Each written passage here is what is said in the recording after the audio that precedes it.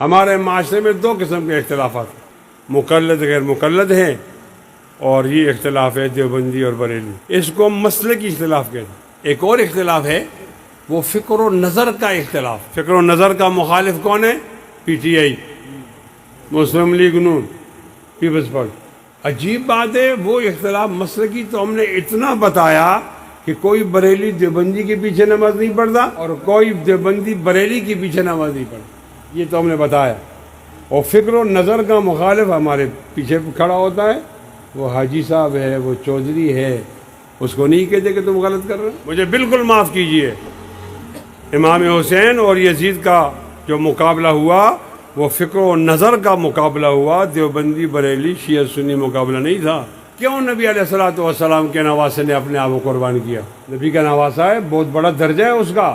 فکر و نظر کا مخالف کا کیا معنی؟ وہ یہ کہتا ہے کہ سیاست کرو لیکن نبی کی سیاست نہیں کرو، اور فاروق کی عدالت یہاں نہیں لاؤ، امیر معاویہ کا تدبر اور سیاست یہاں نہیں لاؤ، مذہبی کارڈ استعمال نہیں کرو، نبی علیہ السلام کی حکومت کی بات نہیں کرو، اور نبی علیہ السلام کی سوشل زندگی کی بات نہ کرو، اور ان کی اجتماعیات کی بات نہ کرو۔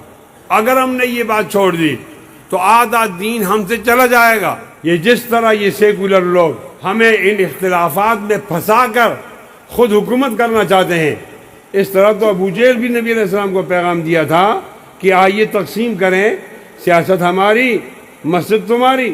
آپ نبوت کی بات کریں گے ہم مانیں گے، آپ نماز سکھائیں گے ہم مانیں گے، آپ روزہ سکھائیں گے ہم مانیں گے، آپ حج و زکوٰۃ کی تربیت دیں گے ہم مانیں گے، نکاح و طلاق کے مسئلے آپ سے کروائیں گے، اور جنازے بھی آپ سے پڑھائیں گے، لیکن جب بات سیاست کی ہوگی تو اس کا بڑا آپ نہیں ہوگے، وہ ابو جہل ہوگا، مل کر چلائیں گے۔ میں کہتا ہوں طالب علم کے حیثیت سے نبی علیہ السلام کے دل میں آیا ہوگا کہ بہت اچھا پیکج ہے، سارے عرب مسلمان ہو جائیں گے، لیکن اللہ تعالیٰ نے کامل اسلام کی شکل دکھانی تھی، فوراً آیت اتری، قُلْ يَا أَيُّهَا الْكَافِرُونَ لَا أَعْبُدُ مَا تَعْبُدُونَ وَلَا أَنْتُمْ عَابِدُونَ مَا أَعْبُدُ وَلَا أَنَا عَابِدٌ مَا عَبَدتُّمْ وَلَا أَنْتُمْ عَابِدُونَ مَا أَعْبُدُ لَكُمْ دِينُكُمْ وَلِيَ دِينِ أَفَتُؤْمِنُونَ بِبَعْضِ الْكِتَابِ وَتَكْفُرُونَ بِبَعْضٍ فَمَا جَزَاءُ مَنْ يَفْعَلُ ذَلِكَ مِنْكُمْ إِلَّا خِزْيٌ فِي الْحَيَاةِ الدُّنْيَا وَيَوْمَ الْقِيَامَةِ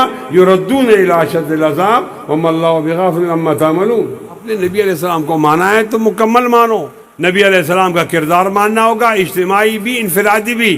آپ نے مدینے کی سنتوں کو بھی ماننا ہوگا، مکے کی سنتوں کو بھی ماننا ہوگا۔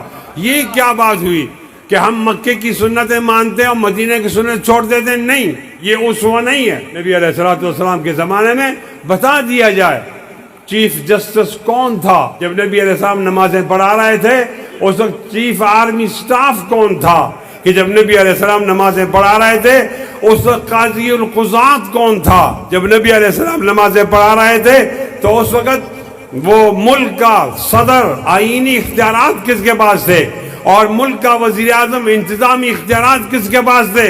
یہ تمام باتیں نبی علیہ السلام میں موجود تھی۔ آج کیوں نماز پڑھانے والے کو کمی سمجھا جاتا ہے؟ اس کو ایوان وزیر اعظم تو درکنار، یہاں راستے میں گلی کوچے صاف کرنے کے لیے بلدیات کا اعتماد نہیں کیا جاتا۔ لیکن میں گلہ تو علماء سے کروں گا۔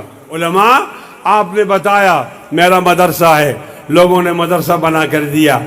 آپ نے بتایا کہ میرے مدرسے میں اساتذہ کی تنخواہیں ہیں، لوگوں نے تنخواہیں دی۔ آپ نے بتایا کہ مدرسے کی عمارت کمزور ہے، لوگوں نے مضبوط عمارت بنائی۔ آپ نے بتایا میری مسجد ہے، لوگوں نے عالیشان مسجد بنا کر دی۔ آپ نے نہیں بتایا کہ نبی علیہ السلام سیاسی ہیں، نبی علیہ السلام کا پیغام مکمل ہے، اس میں عدالت موجود ہے، اس میں بیت اللہ کی رہنمائی موجود ہے، اس میں بازار کی رہنمائی موجود ہے، اس میں ٹی ایم اے کی رہنمائی موجود ہے، اس میں افسرشاہی کی رہنمائی موجود ہے، اس میں عدالت کی رہنمائی موجود ہے، معیشت کی رہنمائی موجود ہے، معاشرت کی رہنمائی موجود ہے، اور سیاست کی رہنمائی موجود ہے۔ آپ نے نہیں بتایا تو لوگ چلے گئے ان لوگوں کے بعد جو نبی علیہ السلام کے عدل اجتماعی کے منکر ہیں۔ دوستو، آج یہ آپ نے ویڈیو مفتی کفایت اللہ صاحب کی دیکھی، اس نے کیا کہا۔ اگر آج کی ویڈیو ہماری اچھی لگی ہو تو اس کو لائک کرنا، ابھی تک اگر آپ ہمارے چینل پہ نئے ہیں تو ہمارے چینل کو ضرور سبسکرائب کرنا. اگلی ویڈیو تک ہمیں اجازت دیجیے. اللہ حافظ.